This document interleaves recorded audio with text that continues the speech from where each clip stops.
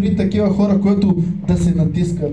Те са съгласни да се сяда, макар че Бог го призовава, Бог му дава таланта.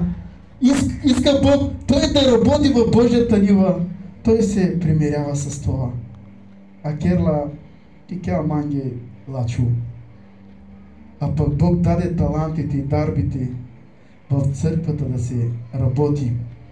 И това ще го разберем отново в Коринтяни 12 глава от 7 стихове. А на всеки се дава проявяването на духа за обща полза. Защото на един се дава чрез духа да говори с мъдрост, а на друг да говори с знание. А чрез същия дух, на друг вяра, чрез същия дух. А пък на друг и целителни дарби, а чрез единия дух. Виждате ли Божието Слово?